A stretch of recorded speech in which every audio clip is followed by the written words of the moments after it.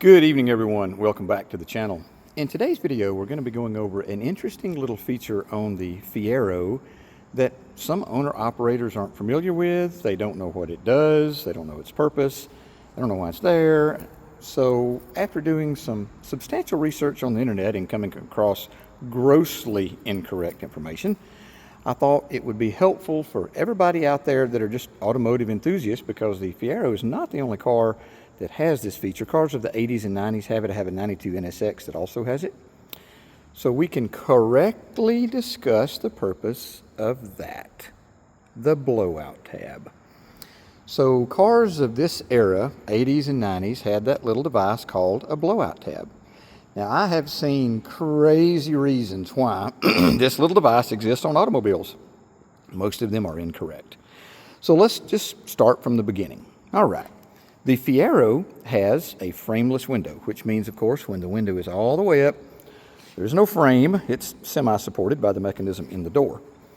Now, one of the incorrect descriptions of the blowout tab is that when you are closing your door and the window's all the way up in windy conditions, that little tab guides the window in. Now, that could not be more incorrect, and we'll get over that in just a minute.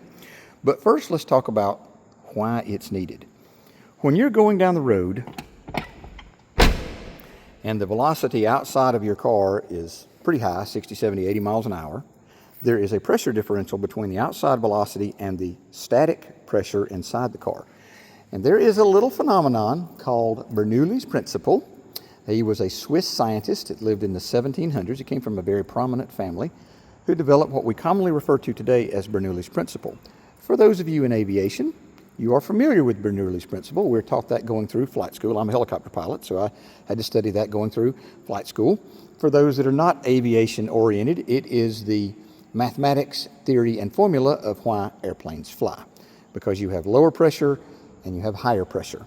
So in this case, the pressure differential literally attempts to just pull the window out of the car. A good example, if you've ever been going down the road and you see a convertible top that's kind of sucked up over the mechanism in a car, looks like a baseball cap, that is an example of Bernoulli's principle.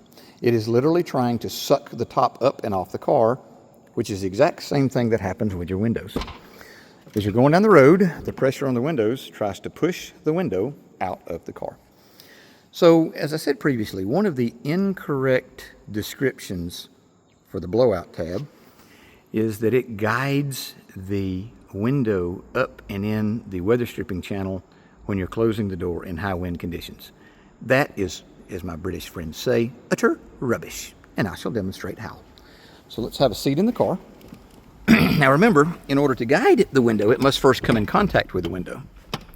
Notice the window's all the way up and how it in no way touches the blowout tab, which means it doesn't guide anything when the door is moving. It does guide something when the door has stopped. So on a Fiero and all the cars of this era, you have the weather stripping, and the window actually locks in right here, and it goes up under the blowout tab. Okay, now remember I said that it was a frameless window?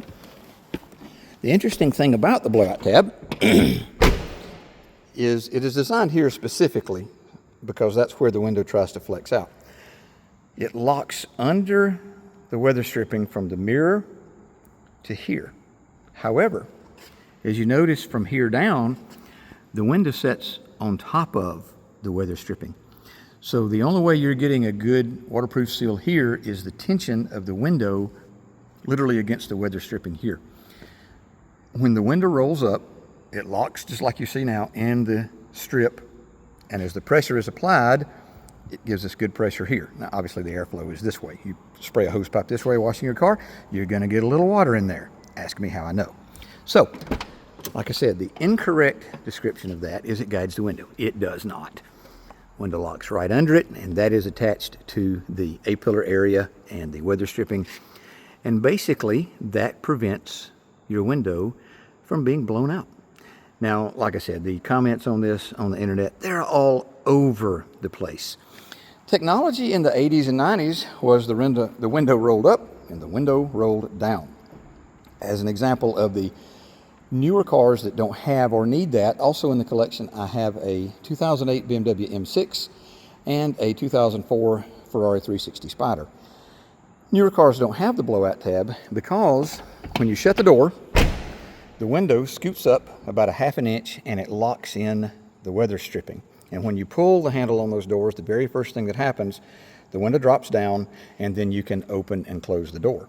Well, the reason the newer cars don't need the blowout tab is, just like I said, the window, when you shut the door, the window goes up and it locks in, and it's held inside the A-pillar roof area from a structural integrity standpoint because of it locking in the weather stripping. But in the 80s, we didn't have that technology. So I hope that this puts to bed some of the misconceptions about this very interesting part of the cars from the 80s and 90s, in this particular case, the Fiero. Now, if you're new to my channel, you may notice that I don't do any, chest beating. I just bought a new Bugatti videos. When a new car comes in the collection, I do an introductory video just to let all the subscribers know, the new edition. However, the purpose of this channel is not to say, oh, look, this is what I have. No. The purpose of this channel is to provide the automotive enthusiast with entertaining and educational content about the various different little nuances of different cars. I'll be doing videos not only of the cars in the collection, but other cars as well. We're going to start with everything in the collection, of course.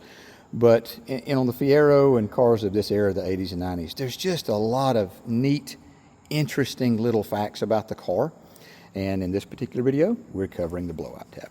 So as always, if you found the video entertaining and educational, please consider sharing, and subscribing to the channel. That really helps me out with the YouTube algorithm. I'm a brand new small YouTube channel, and I just want to provide entertaining and educational content to the automotive enthusiast. So, as always, thanks for watching, and I hope you have a great day.